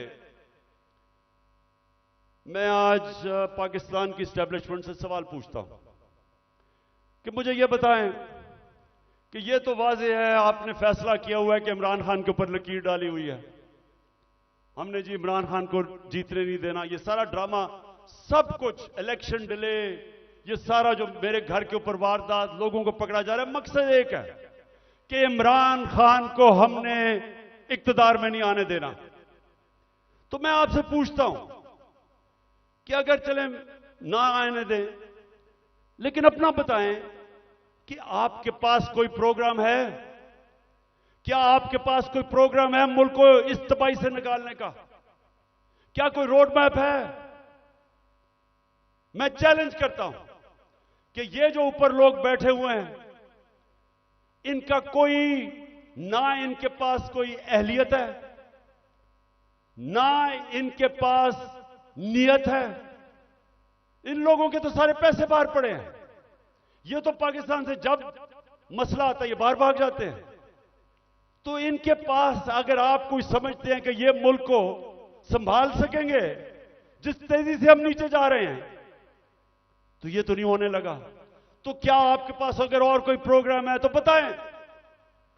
अगर आप मुझे आज ये कह दें कि हमारे पास ये प्रोग्राम है, इससे मुल्क उठ जाएगा और इसलिए इमरान खान आपको नहीं आना चाहिए, मैं कहूंगा ठीक है, मैं अपने मुल्क के लिए पॉलिटिक्स कर रहा हूं, मुझे कोई क्या दे सकता है कोई, तो मैं ठीक है, लेकिन मुझे बताएं कि क्या प्रोग्राम है, क्योंकि मुझे पता है किसी के पास कोई प्रोग्राम नहीं है। प्रोग्राम अब ये मैं आपको बताने लगा हूं क्या है पाकिस्तान को।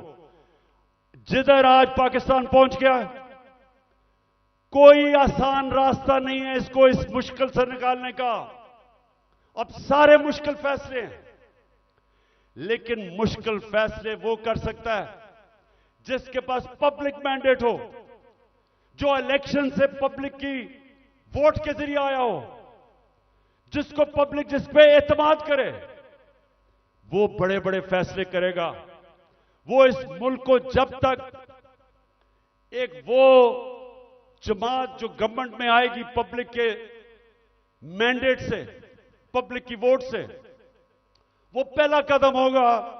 क्योंकि जब एक 5 साल के लिए हुकूमत आएगी तो लोगों को, बिजनेस कम्युनिटी को एतमाद होगा कि पॉलिटिकल स्टेबिलिटी आ गई है। उसके बाद अगला स्टेप होगा। और मैं आज आपको बताऊं कि हमारा मसला क्या है। हमारा 2 मसले हैं। हम जितने भी पैसे टैक्स से इकट्ठे करते हैं वो काफी नहीं है, हमारे खर्चे बहुत ज्यादा हैं। हमें कर्जों के ऊपर किस्तें देनी पड़ती हैं, वो बढ़ती जा रही हैं। तो हमारे पास इतना पैसा नहीं है और हम शुरू ही करते हैं। हम शुरू ही होते हैं खसारे से और हमें कर्जे पे मुल्क चलाना पड़ता है। यह पहला मसला है। दूसरा मसला है कि जो डॉलर्स मुल्क में आते हैं उससे बहुत ज्यादा डॉलर्स मुल्क से बाहर जाते हैं। हमारे पास डॉलर की कमी है, जिसको करंट अकाउंट डेफिसिट कहते हैं। हमने कभी माजी में कोशिश ही नहीं की अपनी एक्सपोर्ट्स बढ़ाने की। जो भी मुल्क तरक्की किया है, ईस्ट एशिया, चाइना, सब ने अपनी एक्सपोर्ट्स बढ़ाई हैं। एक्सपोर्ट्स बढ़ाती है तो डॉलर आते हैं। हमने कभी कोशिश ही नहीं की। हमारी इंपोर्ट्स बहुत ज्यादा हैं। तो अब मैं आपको बताऊं कि ये दो हमारे खसारे हैं। एक की वजह से रुपए पे प्रेशर पड़ता है, रुपया गिर जाता है। रुपया गिरता है, महंगाई होती है, महंगाई होती है, गुर्बत होती है। और दूसरी वजह से कि हम सारा वक्त, क्योंकि हम टैक्स ही कितना नहीं इकट्ठा करते, सारा वक्त हमें मसला पड़ा रहता है। हम बैंकों से और पैसे लेते हैं, उसके ऊपर सूद होता है, तो हम इधर फंसे हुए हैं। तो इसके लिए सबसे पहले पाकिस्तान के अंदर एक उस तरह की सर्जरी करनी पड़ेगी। मुल्क का गवर्नेंस सिस्टम ठीक करना पड़ेगा। उसके लिए रूल ऑफ लॉ लाना पड़ेगा। मुल्क की एनवायरनमेंट चेंज करनी पड़ेगी। जिस तरह हम गवर्नमेंट चलाते हैं बिल्कुल चेंज करना पड़ेगा। और जो हमने डॉलर मंगवाने हैं मुल्क के, जरा गौर से सुने, मैं आखिर में पहुंच रहा हूं। डॉलर कैसे आएंगे? एक्सपोर्ट्स बढ़ाने में तो टाइम लगेगा। एक तरीका है डॉलर लाने का, ये जरा गौर से सुन लें। और आज बैरूनी मुल्क पाकिस्तानी भी सुन रहे होंगे, मैं उनको भी बताना चाहता हूं कि देखिए, मैं बड़ी देर से एक ही बात कहता हूं कि सबसे बड़ा असासा पाकिस्तान का बैरूनी मुल्क पाकिस्तानी है। उनके पास जो डॉलर्स पड़े हुए हैं, अगर हम अपना गवर्नेंस सिस्टम ठीक कर लें, हम अपना रूल ऑफ लॉ ठीक कर दें, हम इस मुल्क के अंदर एतमाद अपने सिस्टम में ले आए कि अगर वो अपना सरमायाकारी करते हैं पाकिस्तान में, तो हमारा जो अदलिया का निजाम है, जो हमारा गवर्नेंस सिस्टम है, वो उनके सरमाए की हिफाजत करेगा। मैं आपको फिगर्स बताता हूं। 18,000 अमेरिका के अंदर पाकिस्तानी डॉक्टर्स हैं। फिर से सुन लें, पाकिस्तानी अमेरिकन डॉक्टर्स अमेरिका में 18,000 हैं। आपको पता है कि उनकी टोटल वेल्थ कितनी है? 18,000 पाकिस्तानियों की वर्थ कितनी है? 200 अरब डॉलर। 200 अरब डॉलर जो IMF के पास हम घुटनों के ऊपर हैं, हम 6 अरब डॉलर मांग रहे हैं। 200 अरब डॉलर 18,000 पाकिस्तानी अमेरिकन के हैं। हमारे जो 10 पाकिस्तानी अमेरिकन टॉप बिजनेसमैन हैं, सिर्फ 10, आपको पता है उनके पास उनकी वर्थ क्या है? 25 अरब डॉलर। 25 अरब डॉलर। तो 6 अरब डॉलर के पीछे हम आज IMF के पीछे हैं। आपको पता है कि इस मुल्क से सिर्फ दुबई में, यह ब्लूमबर्ग की रिपोर्ट है कि इस मुल्क से सिर्फ दुबई में चंद सालों में पाकिस्तानियों ने कितनी प्रॉपर्टी ली है? 10.4 अरब डॉलर। यह ब्लूमबर्ग की रिपोर्ट है। तो पाकिस्तानी अमीर हैं, मुल्क गरीब है। और इसके लिए हमने वो सिस्टम बनाना है। जब तक वो माहौल नहीं बनेगा जिसको एनेबलिंग एनवायरनमेंट कहते हैं, हम इनका पैसा नहीं ला सकते। ये अभी तक सिर्फ प्रॉपर्टी में पैसा लेते हैं, प्लॉट्स लेते हैं, लेकिन जब तक वो सरमायाकारी पाकिस्तान में नहीं करेंगे, हम इसी तरह ही घुटनों के ऊपर रहेंगे। जिस वक्त हमने अपना सिस्टम ठीक कर लिया, उन्होंने सरमायाकारी शुरू कर दी पाकिस्तान में, आप यकीन करें कि वो उनको देखते हुए सारी दुनिया से सरमायाकारी आएगा। यहां जो चाइना कैसे ऊपर गया? चाइना ने सबसे पहले अपना सिस्टम ठीक किया, उसके बाद जो बैरूने मुल्क चाइनीज थे वो वापस आए, उन्होंने सरमायाकारी की। जब सरमायाकारी शुरू हुई तो वो इस तरह है कि जिस तरह शहद के ऊपर मक्खियां आती हैं, सारी दुनिया से सरमायाकार आ गया। 30 साल में चाइना किधर का किधर पहुंच गया, क्योंकि उधर लीडरशिप समझी कि जब तक हम अपने मुल्क का जो सरमायाकारी का माहौल है वो ठीक नहीं करेंगे तो सरमायाकारी नहीं आने लगी। तो पाकिस्तान में तो सरमायाकारी आती नहीं है, क्योंकि प्लॉट बेचारा ओवरसीज पाकिस्तानी लेता है, उसमें भी कब्जा हो जाता है। वो कौन फैक्ट्रियां लगाएगा यहां? तो ये मैं सबसे पहले कि हमने ओवरसीज का पाकिस्तानियों का पैसा लेना, एक प्लान बनाया हुआ है हमने, कैसे उनकी इन्वेस्टमेंट लेके आनी है। तो ये पूरा एक प्लान बनेगा कि कैसे गवर्नेंस सिस्टम ठीक करनी है। 3.5 साल में हमें पड़ी, शुरू में तो हमें समझ ही नहीं थे कि क्या हालात है। तो इंशाल्लाह एक तो वो पहले, फिर दूसरा हमने पाकिस्तान के अंदर लॉन्ग टर्म, मिडिल और लॉन्ग टर्म प्लानिंग, एक्सपोर्ट्स, एक पूरा मुल्क को लगाएंगे एक्सपोर्ट्स के ऊपर। एक्सपोर्टर्स को वीआईपी बनाएंगे। जो मुल्क में डॉलर चीजें बेच के डॉलर लेके आएगा उनके लिए सहूलतें देंगे। हमने दी थी और इसकी वजह से हमारी रिकॉर्ड एक्सपोर्ट्स थी जब हमारी गवर्नमेंट गिराई गई है। तो फिर एक्सपोर्टर्स को जब तक आप उनको वीआईपीज नहीं बनाएंगे, जिस तरह ईस्ट एशिया में बनाया था, जिस तरह इंडोनेशिया, मलेशिया, ये चाइना ने जब तक नहीं किया, एक्सपोर्ट्स नहीं बढ़ेंगी। हम तवज्जो नहीं दी कभी उसके ऊपर। फिर आईटी, हिंदुस्तान की 140 अरब डॉलर की आईटी एक्सपोर्ट्स है, हमने कभी तवज्जो ही नहीं दी। हमने जब दी थी तो 2 सालों में 70% हमारी आईटी की एक्सपोर्ट बढ़ गई थी। उनको हमने उठाना है, क्योंकि फ्यूचर टेक्नोलॉजी का है। तीसरी चीज, टूरिज्म। पाकिस्तान के पास कभी हमने तवज्जो नहीं दी। ये मुल्क, और हमारी बदकिस्मती के 2 साल कोविड हो गया, कोरोना हो गया, उसके बाद टूरिज्म खत्म हो गई। तो इंशाल्लाह पूरा मेरा प्लान है कि इस बार इंशाल्लाह अल्लाह ने मौका दिया, कैसे टूरिज्म उठाएंगे। उसके अलावा हमने कभी तवज्जो ही नहीं दी मदनियात पे, मिनरल्स पे। वो इसलिए क्योंकि वो सूबाई सब्जेक्ट बन गया है, सूबों के पास कैपेसिटी नहीं है। तो इस वक्त पूरा जोर लगाएंगे कि कैसे हमने पाकिस्तान के, और यहां बहुत अल्लाह ने नेमतें बख्शी हैं मदनियात में, लेकिन हमने तवज्जो नहीं दी, उससे भी हम डॉलर पाकिस्तान में आ सकते हैं। फिर इंडस्ट्री को, और खास तौर पे स्मॉल मीडियम इंडस्ट्री, ये हमने शुरू की थी और मुझे फख्र है कि हमारी 17 साल के बाद सबसे ज्यादा इंडस्ट्री बढ़ रही थी, जो आज फिर बंद हो गई है। तो वो उसके ऊपर, और स्मॉल और मीडियम जो छोटा इंडस्ट्री है उसके ऊपर हमने पूरा प्लान बनाया हुआ है।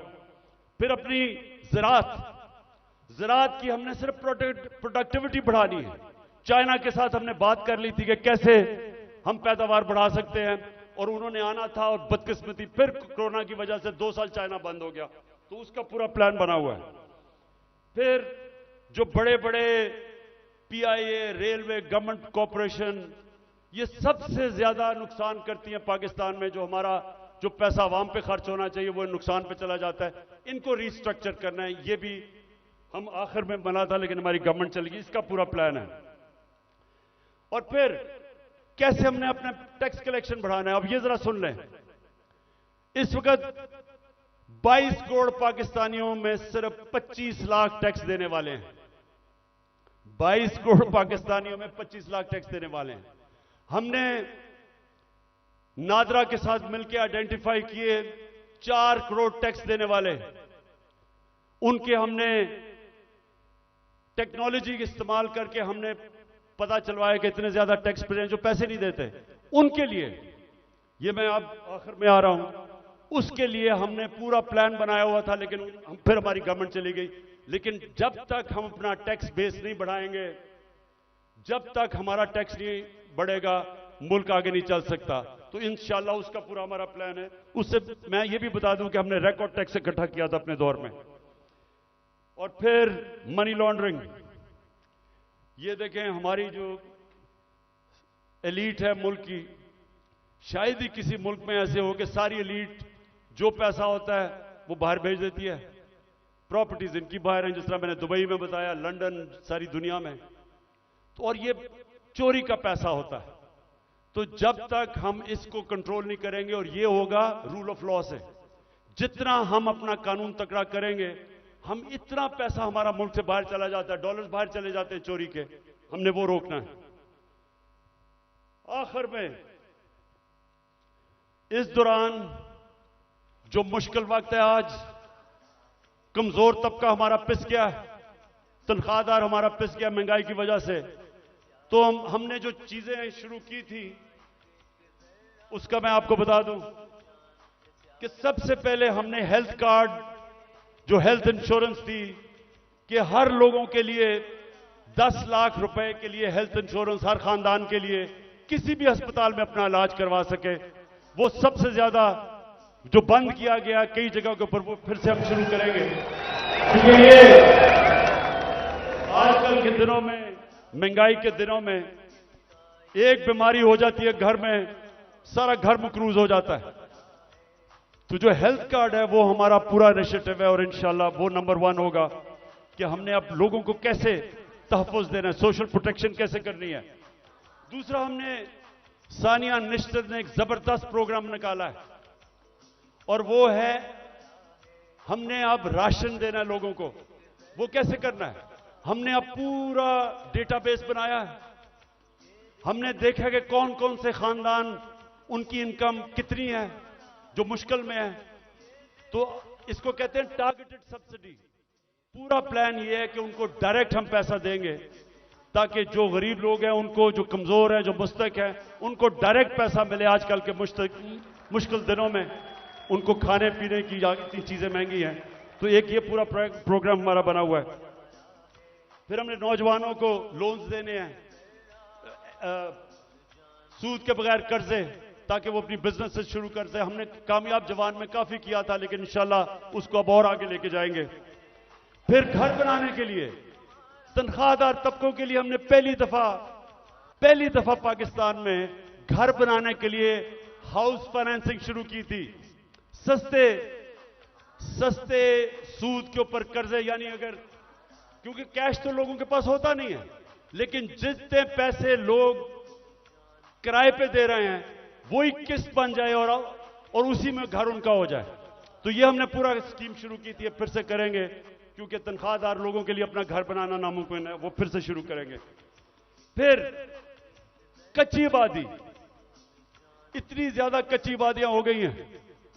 हमने आखिर में ये प्रोग्राम बनाया था, क्योंकि टाइम लगा डेवलप करने में। अब सारी कच्ची आबादियों के अंदर, ये मलेशिया में भी हुआ है, ये तुर्की में भी हुआ है, हम क्या करेंगे कि उनके लिए मॉडर्न फैसिलिटीज उधर ही खड़ी करेंगे, और डेवलपर को कहेंगे कि वहां एक बिल्डिंग बना ले, और वो ही उनके लिए बिल्डिंग बनाए जिधर उनको फैसिलिटीज मिल जाए, पानी मिले, सही माने में वो रह सके, बजाय गंद के अंदर कच्ची आबादी में लोग रहते हैं, और घर भी अपना हो जाए।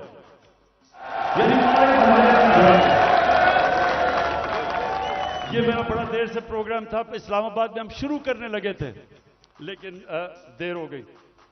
बाजवा साहब को इमरान खान बड़ा खतरनाक लग रहा था, इसलिए उसने काम कर दिया। हमने कैसे लोगों को रोजगार देना है? अगर ये फैसला आपके पास, वो रेहड़ी वालों के लिए जो हमने किया था, वो जरा दिखा दें लोगों को। हमने फैसला किया कि देखें, हम रोजगार तो दे नहीं सकते लोगों को, तो हमने लोगों के लिए रेहड़ियां बनाई। इस्लामाबाद में एक्सपेरिमेंट शुरू किया कि उनको बजाय लोग तंग करें, कोई उनको कॉर्पोरेशन वाले लोग उठा दें, कोई पैसे ले ले, जो छाबड़ियां लगाते हैं, तो हमने उनके लिए जबरदस्त रेहड़ियां बनाई, उनको एक जगह दी ताकि वो अपनी रोजी कमा सके। G11 मरकज के पास जा रहे हैं, रेडी पान यहाँ पर साफ प्रोग्राम के तहत।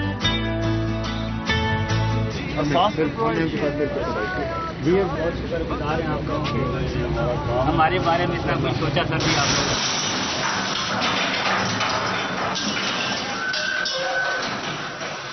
जुल्म कर रहे हैं गरीब बंदों के साथ, जुल्म। हमारी गवर्नमेंट गई, जैसे हमारी गवर्नमेंट गई, उनको हमने अच्छी बड़ी रेडिया बना के दी, वो बेचारे अपने रोजी कमाना शुरू हुए।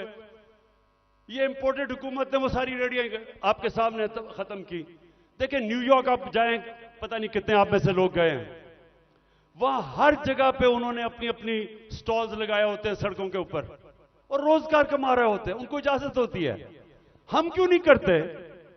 वो बेचारे पॉश एरियाज के अंदर, इस्लामाबाद के ब्लू एरिया में नहीं जी, वो खास कोई लोगों का इलाका है जिधर बेचारा आम आदमी रोजी नहीं कमा सकता। तो इसके ऊपर भी इंशाल्लाह अब हमने प्लान बनाया हुआ कि सारे पाकिस्तान में आम लोगों को मौका दें, अपनी जगह बनाएं ताकि रोजी कमा सके, बच्चे पाल सके।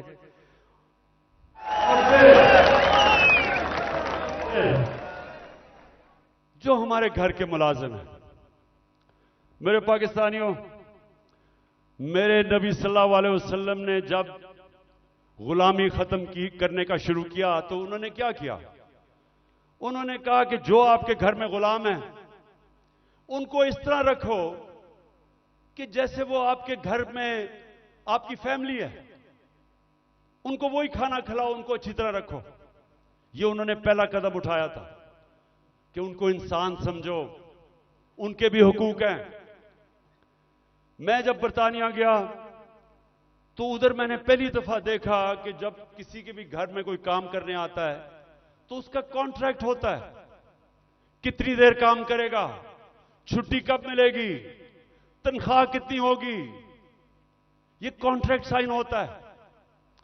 मुझे अफसोस से कहना पड़ता है कि हम अपने मुल्क में अपने मुलाजमों को ठीक नहीं रखते और ये हमारे दीन के खिलाफ है। हमें बिल्कुल उस तरफ जाना चाहिए कि उनको हम कॉन्ट्रैक्ट्स दें, बताएं कि जितना पैसा मैं आपको दे सकता हूं उसके मुताबिक करें, उनको छुट्टी दें, उनके ऊपर पूरी कोशिश करें कि वो आपके जिस तरह फैमिली मेंबर है। ये हमारे दीन का हिस्सा है और मेरी पूरी कोशिश है कि हमारे जो मुलाजिम हैं घरों में काम करते हुए उनको आहिस्ता आहिस्ता हम राइट्स दें, उनका ध्यान रखें। वो भी इंसान है और वो क्योंकि कमजोर हैं उनको बुरी तरह हम रखते हैं। और जिन मुल्कों को हम काफिर कहते हैं या हमारे दीन के नहीं हैं, आप हैरान होंगे कि कितनी इंसानियत है उनमें अपने मुलाजमों के लिए। आखिर में जी मेरे पाकिस्तानियों, मैं आज आपका खास तौर पर शुक्रिया अदा करना चाहता हूं कि इतनी रुकावटों के बावजूद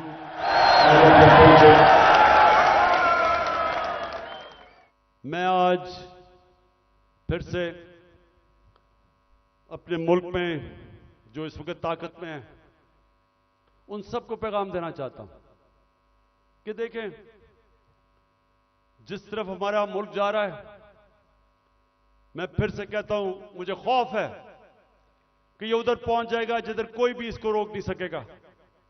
इंडस्ट्री बंद हो रही है, महंगाई बढ़ती जा रही है, एक्सपोर्ट्स गिर रही हैं, जो बाहर से पाकिस्तानी रेमिटेंसेस भेजते हैं वो कम हो रही हैं। अब इंडस्ट्री बंद होगी तो टैक्स कलेक्शन कम हो जाएगी।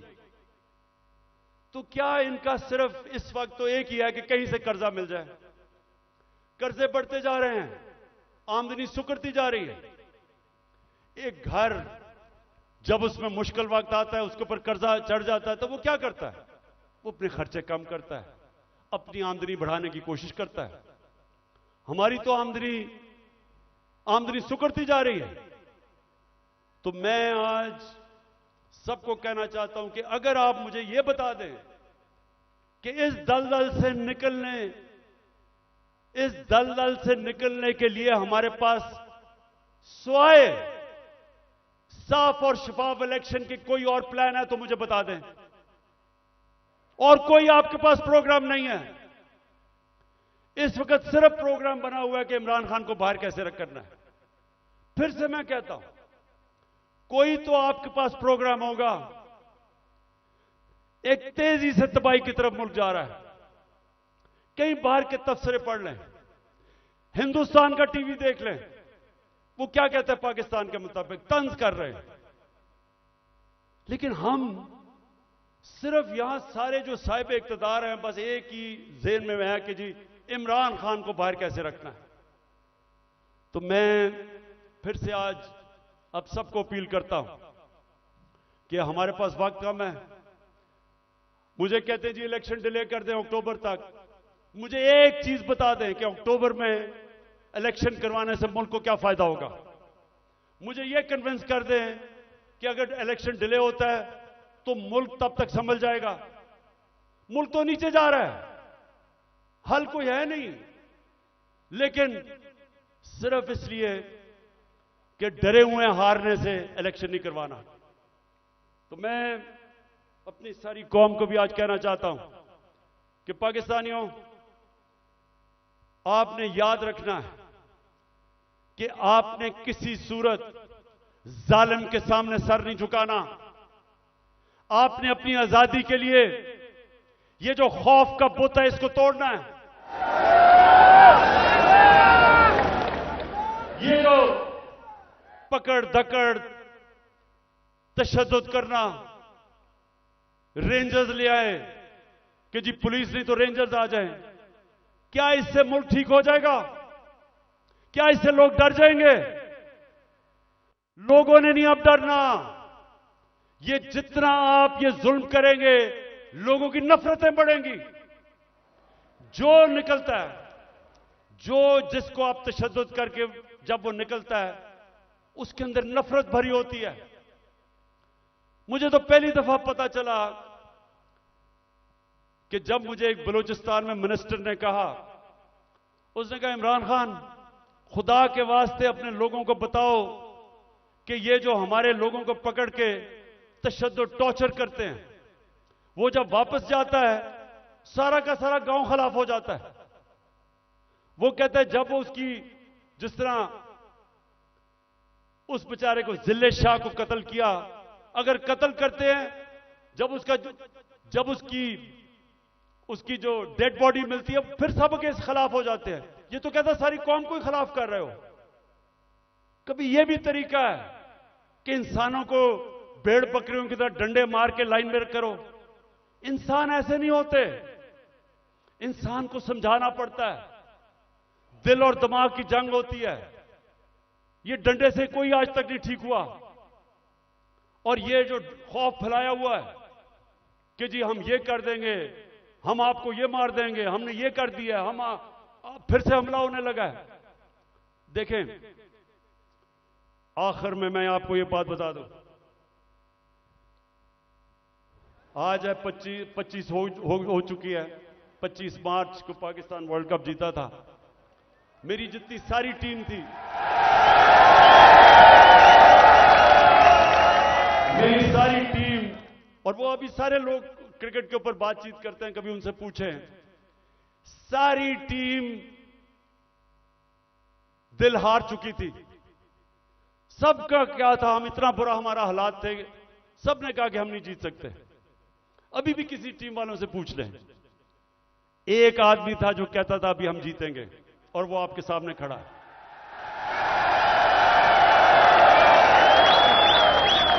आखिरी गेंद तक लड़ने वाला कप्तान था मैं, और अभी भी आखिरी गेंद तक लड़ूंगा अपने मुल्क के लिए। मुझे किसी का खौफ है। अल्लाह कुरान में कहता है जो लोग ईमान ले आए अल्लाह उनके खौफ दूर कर देता है, खौफ से आजाद हूं। मैं सिर्फ अपनी कौम को तैयार कर रहा हूं कि जो अब आगे हमारे सामने चैलेंज है, वो जिस तरह अभी तक पाकिस्तान चल रहा था इस तरह हम चैलेंज नहीं जीत सकते। अब जो हम चैलेंज जीतेंगे जब पाकिस्तान एक कौम बन जाएगी, हम एक कौम बन के इस मुल्क को निकाल लेंगे इस दलदल से। जर्मनी और जापान तबाह हो गए थे सेकेंड वर्ल्ड वॉर में, दूसरी जंग अजीम में तबाह थे दोनों मुल्क, क्योंकि वो कौम थी। दोनों 10-10 साल में खड़े होकर अजीम पावर्स बन गए। ये जो चैलेंज है ये हम सिर्फ एक कौम बन के जीत सकते हैं, और कौम बनेगी जिसकी बुनियाद रखी जाएगी इंसाफ के ऊपर, कानून की हुक्मरानी के ऊपर। और इसलिए आखिर में हम अपनी अदलिया को आज पैगाम देना चाहते हैं कि कौम आपके साथ खड़ी है और आपने आइन की हिफाजत करनी है, और इंशाअल्लाह हम इंशाअल्लाह इस मुल्क को एक अजीम कौम बनाएंगे। पाकिस्तान जिंदाबाद।